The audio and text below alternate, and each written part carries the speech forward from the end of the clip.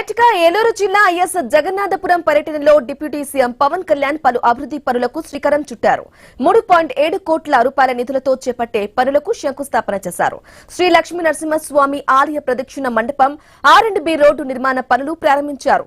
కనకవల్లి సహిత లక్ష్మీ నరసింహస్వామిని దర్శించుకుని పుష్పార్చన చేశారు. ఆలయానికి విచ్చేసిన పవన్ కు వేద పండితులు పూర్ణ కుంభ స్వాగతం పలికారు. ఆలయం చుట్టూ ప్రదక్షిణ చేసి గర్భాలయంలో స్వామివారిని దర్శించుకున్నారు పవన్. అనంతరం వేద పండితులు ఆశీర్వచనాలు అందించి తీర్థ ప్రసాదాలు, స్వామివారి చిత్రపటాన్ని అందజేశారు.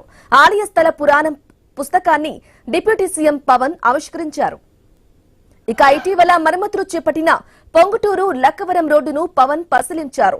గతేడాది పర్యటనలకు వచ్చిన సందర్భంలో ఈ రహదారి పూర్తిగా గుంతలతో నిండి ఉంది. ఆ సమయంలో ప్రజల నుంచి వచ్చిన వినతి మేరకు ప్రత్యేక శ్రద్ధ తీసుకుని రోడ్డుకు మరమ్మతులు చేయించారు. ఇక పొంగుటూరు నుంచి లక్కవరం మధ్య 6.5 కిలోమీటర్ల మేర 1.5 కోట్లతో చేపట్టిన పనులు పూర్తి కావడంతో మంత్రి నాదెండ్ల మనోహర్ తో కలిసి డిప్యూటీ సీఎం పరిశీలించారు.